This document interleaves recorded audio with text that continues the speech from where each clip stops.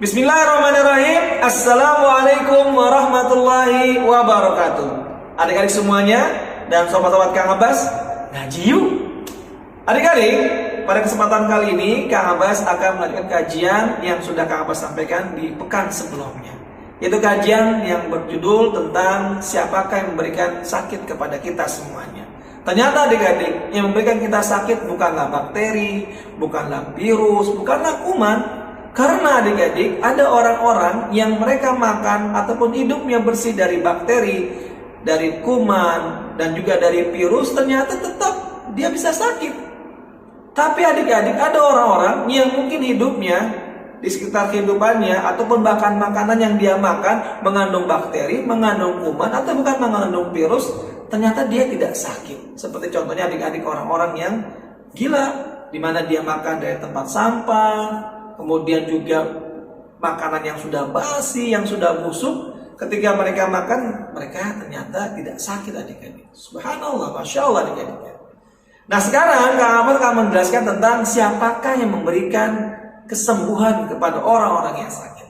Tentunya adik-adik, sebelum kita bahas dan sebelum kita lanjutkan adik-adik, Kang Abbas mulai dengan memuji Allah Subhanahu wa Ta'ala dengan pujian yang indah. Karena adik-adik, sesuatu yang indah yaitu adalah memuji Allah Subhanahu wa Ta'ala. Innal hamdalillah nahmadu wa nasta'inu wa nastaghfiruhu wa na'udzu billahi min shururi anfusina wa min sayyiati a'malina. Man yahdihillahu fala mudhillalah wa man yudlil fala hadiyalah. Asyhadu an la ilaha illallah wahdahu la syarikalah wa asyhadu anna Muhammadan abduhu wa rasuluhu. Amma ba'du, fa inna asdaqal hadithi kitabullah wa khairul hadi Muhammadin sallallahu alaihi wasallam wa syarrul umuri muhdatsatuha wa kullu muhdatsatin bid'ah wa kullu bid'atin dhalalah wa kullu dhalalatin finnar. Adik-adik semuanya dan juga sahabat-sahabat Kang Abbas, sebagaimana kajian sebelumnya Kang Abbas sudah menjelaskan bahwasanya adik-adik, bukanlah bakteri, virus, dan kuman yang memberikan sakit kepada manusia. Tapi sebenarnya adalah Allah Subhanahu wa Ta'ala yang memberikan sakit kepada manusia. Melalui perantaranya adalah bakteri, virus, dan kuman. Nah, kalau begitu adik-adik, siapakah yang memberikan kesembuhan kepada manusia ketika mereka sakit? Karena adik-adik, ada orang-orang yang ketika mereka sakit, ada yang sembuh dan juga ada yang tidak sembuh. Contohnya adik-adik, ada seseorang yang dia datang ke dokter dengan memiliki penyakit yaitu flu adik-adik. Lalu dia datang ke dokter ataupun ke tabib, kemudian dokter atau tabibnya mengasih obat, dan dengan izin Allah Subhanahu wa Ta'ala dia sembuh adik-adik. Tapi ada adik-adik orang yang kedua, dia punya penyakit yang sama dengan orang yang pertama tadi adik-adik, dan dia pun datang ke dokter, datang ke tabib dengan dokter dan tabib yang sama. Lalu dokter dan tabibnya memberikan obat dengan obat yang sama. Ternyata adik-adik, orang yang kedua ini tidak sembuh. Kok bisa adik-adik ya? Padahal penyakitnya sama, dokternya sama, tabibnya juga sama, obatnya juga sama. Tapi ternyata yang satu sembuh dan yang satu tidak sembuh. Ada juga adik-adik kisah di zaman Rasulullah Sallallahu Alaihi Wasallam, di mana pada waktu itu ada seorang sahabat Rasulullah SAW yang mereka ingin berdakwah kepada satu kaum adik-adik, tapi tidak diterima oleh kaum tersebut. Mereka pun singgah, tidak dijamu, tidak diterima di kaum tersebut adik-adik. Lalu tiba-tiba adik-adik ketika mereka sedang istirahat, datanglah utusan dari kaum tersebut. Karena pemimpin mereka sedang sakit. Dan utusannya adik-adik minta agar salah satu dari rombongan para sahabat ini ada yang bisa memberikan obat atau bisa menyembuhkan dari penyakit si pemimpin dari kaumnya tersebut. Maka kemudian salah seorang sahabat pun menyanggupinya adik-adik, dan datanglah menemui si pemimpin dari kaum tersebut yang sedang sakit. Lalu disembuhkan dengan cara membaca surah Al-Fatihah. Lalu kemudian ditiupkan ke bagian tubuh yang sakit. Dan ternyata adik-adik orang itu sembuh dengan izin Allah Subhanahu wa Ta'ala. Masya Allah adik-adik. Tapi juga ada adik-adik kisah orang yang ketika sakit dia membaca surat Al-Fatihah juga adik-adik sebagai ruqyah. Lalu dia bukan ke telapak tangannya, lalu kemudian dia usapkan ke seluruh tubuhnya, ternyata tidak sembuh.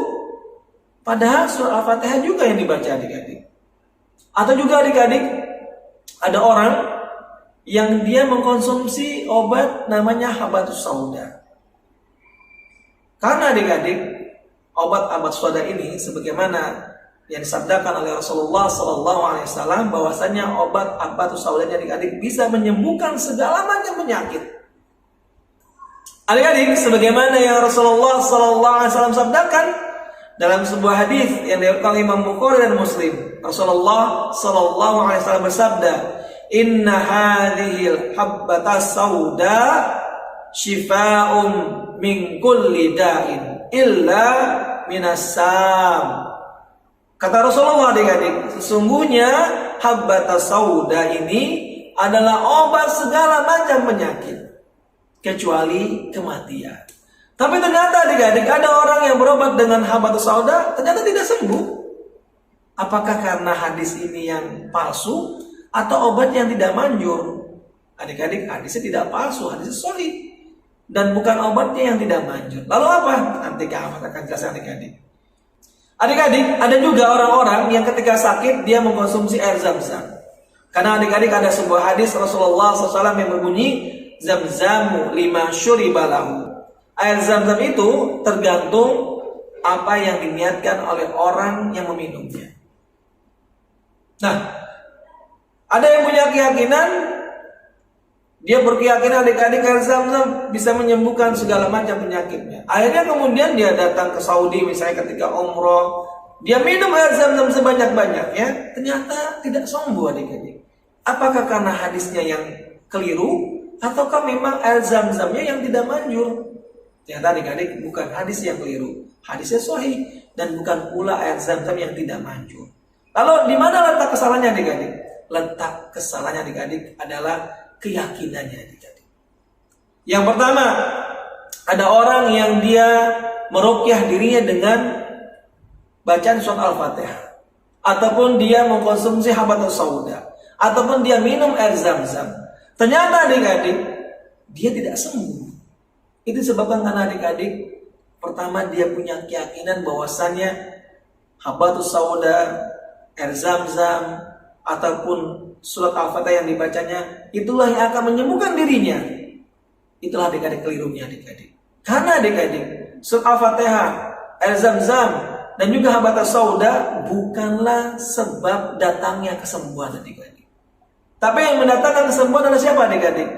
Sebagaimana adik-adik di dalam firman Allah Subhanahu wa taala dalam surat Asy-Syu'ara ayat yang ke-80, Allah Subhanahu wa taala berfirman adik-adik yang bunyinya, "A'udzu billahi minasyaitonir rajim. Wa idza maridtu fahuwa yashfin." Dan apabila aku sakit, maka dialah Allah yang menyembuhkannya. Lihat adik-adik, yang menyembuhkan adalah Allah Subhanahu wa taala.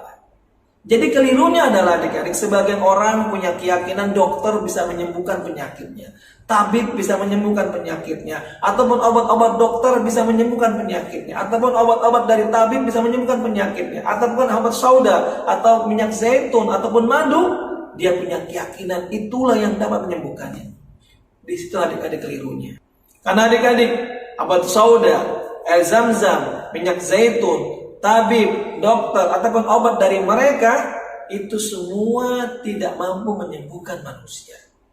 Yang menyembuhkan adalah Allah Subhanahu wa taala, dan Allah bisa menyembuhkan orang tersebut melalui bacaan surat Al-Fatihah yang diruqyah ke tubuhnya, ataupun melalui habatus sauda, ataupun melalui minyak zaitun, ataupun melalui air zam-zam. Allah menyembuhkan kepada mereka melalui hal-hal tersebut adik-adik. Jadi adik-adik bukan itu yang menyembuhkan manusia, tapi yang menyembuhkan adalah Allah Subhanahu wa taala. Inilah dia adik-adik. Kelirunya di situ adik-adik. Keyakinannya adik-adik. Maka adik-adik ketika kita sedang sakit, lalu kita ingin berobat, maka ketika kita pergi atau sebelum kita berangkat adik-adik, kita sudah meyakini dalam diri kita sesungguhnya yang menyembuhkan saya ketika sakit adalah Allah Subhanahu wa taala. Adapun saya datang ke dokter, saya datang ke tabib, saya makan obat soda, minyak zaitun ataupun minum air zam-zam, itu adalah perantara saja, ikhtiar saja, usaha saja adik-adik. Usaha kita. Kita tentunya adik-adik tetap harus berusaha. Walaupun kita sakit, jangan mentang-mentang kita sakit lalu meyakini Allah yang menyembuhkan, lalu kita nggak berusaha. Itu juga salah adik-adik ya. Yang benar adalah ketika kita sakit, kita berusaha untuk menyembuhkan diri kita. Caranya yang pertama dari adik-adik adalah kita meyakini bahwasanya Allah Subhanahu wa taala yang menyembuhkan. Itu yang pertama adik-adik. Yang kedua, baru kita datang ke dokter, datang ke tabib, minta agar dikasih obat ataupun kita minum konsumsi obat sendiri, misalnya seperti madu, obat soda, minyak zaitun ataupun air zam-zam. Itu adalah usaha kita dengan ikhtiar. Adapun yang menyembuhkan kita yakini dengan seyakin-yakinnya hanyalah Allah Subhanahu wa taala, bukan obat-obatan, bukan pula tabib, bukan pula dokter. Itu dia adik-adik. Maka insya Allah adik-adik, kalau kita punya keyakinan Allah lah yang menyembuhkan adik-adik, maka insya Allah semua penyakit akan sembuh dengan izin Allah Subhanahu wa taala. Insya Allah. Jadi adik-adik, kenapa ada orang yang terhalang dari kesembuhannya? Yang pertama tadi sudah Kak Abah jelaskan, yaitu disebabkan karena keliru dalam keyakinannya. Yang dia meyakini bahwasanya adik-adik yang memberikan kesembuhan kepada dirinya adalah tabib, dokter ataupun obat-obatan. Itulah kekeliruannya adik-adik. Seharusnya dia punya keyakinan yang bisa memberikan kesembuhan kepada dirinya adalah Allah Subhanahu wa taala. Yang kedua adik-adik, yang menjadi penghalang kesembuhan pada diri adalah dosa adik-adik. Mungkin karena dia punya dosa maksiat, apalagi dosa perbuatan syirik. Terhalangnya dia dari kesembuhan disebabkan karena dosanya adik-adik. Walaupun dia minum air zam-zam sebanyak apapun, kalau dia belum bertobat dari dosanya, maka itu akan menjadi penghalang dari kesembuhannya adik-adik. Apalagi jika dosanya dosa syirik adik-adik. Dan juga adik-adik ada sebuah doa yang sangat indah sekali adik-adik, yang diajarkan oleh Rasulullah, Nabi kita yang mulia Nabi Muhammad SAW. Doa yang kita panjatkan untuk orang yang sedang sakit. Apa bunyi doanya adik-adik? Ini dia adik-adik. Doa yang disabdakan oleh Rasulullah SAW dalam sebuah riwayat Bukhari dan Muslim, di mana Rasulullah SAW bersabda, itu menjelaskan sebuah doa ini adik-adik. Ketika kita datang ke orang yang sakit, kita berkunjung kepada orang yang sakit, kita bacakan doa ini yang bunyinya, Allahumma rabban nas, ya Allah Rabb manusia, adhibil bas, hilangkanlah kesusahannya, washfih, dan berilah dia kesembuhan. Wa anta syafi la shifaa illa shifauka. Engkau adalah zat yang maha menyembuhkan. Tidak ada kesembuhan melainkan kesembuhan yang datang darimu. La yughadiru syaqaman, yaitu kesembuhan yang tidak meninggalkan penyakit yang lain. Subhanallah adik-adik. Satu doa yang sangat bagus sekali yang kita panjatkan, kita ucapkan kepada orang yang sedang sakit. Dan insya Allah dengan izin Allah Subhanahu wa taala doa tersebut bisa memberikan kesembuhan kepada orang-orang yang sakit. Demikian adik-adik yang bisa Kang Abbas sampaikan, mudah-mudahan bermanfaat buat kita semuanya, buat Kang Abbas, buat adik-adik, buat sobat-sobat Kang Abbas, atau membuat yang mendengarkan kajian ini. Semoga Allah berikan manfaat buat kita semuanya. Allahumma amin. Dan jika ada satu yang keliru dan salah dari Kang Abbas, Kang Abbas mohon ampun kepada Allah Subhanahu wa taala atas kekeliruan tersebut. Dan adik-adik semuanya, kita akhiri yuk dengan membaca doa kafaratul majelis.